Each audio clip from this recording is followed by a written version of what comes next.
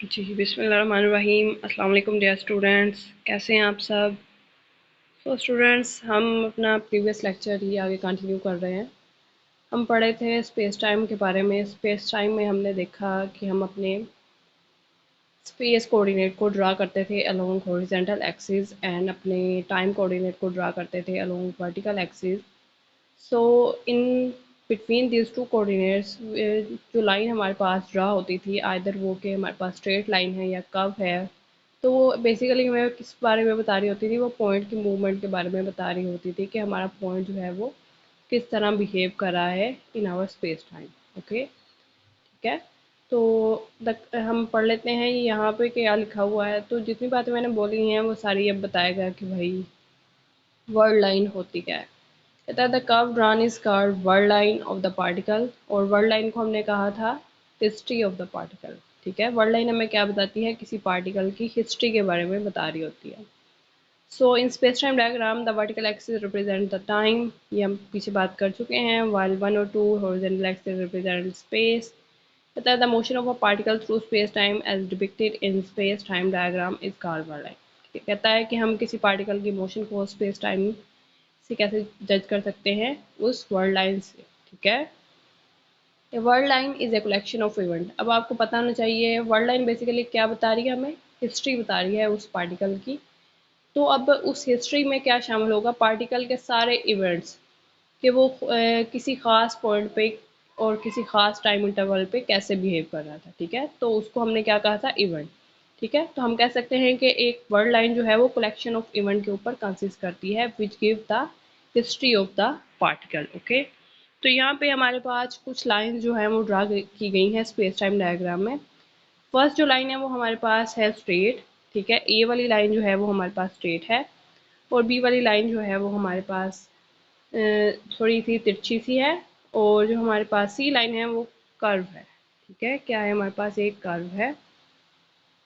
तो अगर हम ए वाली लाइन को देखें तो वो हमें बताती है कि हमारा पार्टिकल जो है वो रेस्ट पोजीशन पे है, जबकि बी वाली लाइन जो है वो ये बताती है कि हमारा जो पार्टिकल है वो मूव कर रहा है किसी यूनिफॉर्म स्पीड से। ठीक है, और जो सी वाली लाइन है वो हमें बताती है कि हमारा पार्टिकल जो है वो मूव कर रहा है किसी वेरिएबल स्पीड से। ओके, इस बात की आपको समझ आई, आई होप सो आपको समझ आई होगी।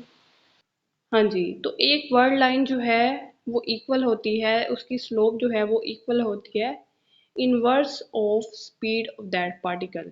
ठीक है, slope of the world line give inverse of speed, यानी कि एक वर्ल्ड लाइन की जो स्लोप होती है, जिसको आप D Y by D X लिखते हो, क्या लिखते हो, D Y by D X. तो अगर मैं आपको यहाँ पे लिख के दिखाऊँ, स्लोप हमारे पास आ गई बेसिकली किसके equal, D Y by D X. Okay, और आपको पता है परपेंडिकुलर ओवर बेस जो है वो किसके इक्वल होता है, बेसिकली टेन के इक्वल होता है। ठीक है, किसके इक्वल होता है, टेन के इक्वल होता है। तो ये आपको समझ आ गई हो गई कि एक स्लोप जो है वो किसके इक्वल होती है, टेन थीटा के इक्वल होती है। ओके, क्योंकि वो हमें देती है इनवर्स ऑफ स्पीड, वो किसके इक्वल होती है, inverse of speed of that particle, ये इक्वल होती है। Slope of world line is equal to inverse of speed of that particle. Okay, ये आपको यहाँ पे स्टेटमेंट शो करवाई गई।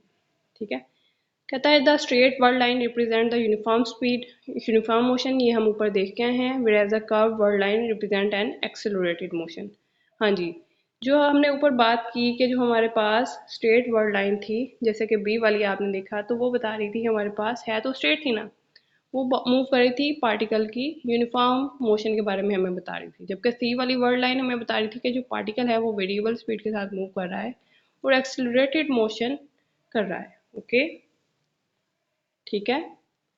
फिर हमने बात की कि जो हमारी स्लोप है वर्ल्ड लाइन की, वो इक्वल होती है inverse of speed of that particle. Okay, ये यहाँ पे शो करवाया गया आपको। फिर हमने बात की कि स्लोप जो होती है वो इक्वल होती है टेन थीटा के, ये भी हमने देखा।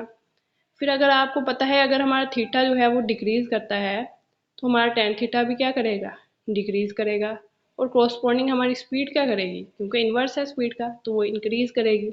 थीटा के साथ स्पीड का क्या रिलेशन है, रिवर्स है, एक दूसरे के साथ ये रिवर्स है, यानी कि एक चीज़ अगर डिक्रीज कर रही है तो दूसरी क्या करेगी, इंक्रीज करेगी।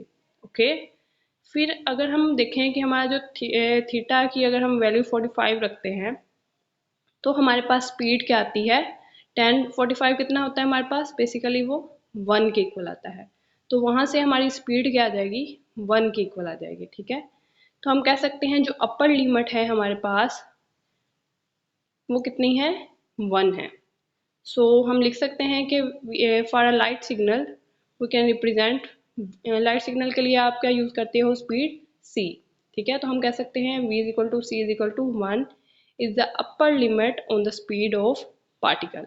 ठीक है, अपर लिमिट क्या है, 1 है। ओके, अपर लिमिट हमारी स्पीड की क्या हो सकती है, पार्टिकल की 1 हो सकती है, जबकि थीटा का क्या होगा, जिसके कॉरस्पॉन्डिंग हमारी स्पीड 1 होगी वो 45 है, जो कि लोअर लिमिट है on the world line angle of particle. Okay, कहता है फिर so the world line of a light signal is presented by a straight line making an angle 45 with the axis. Okay,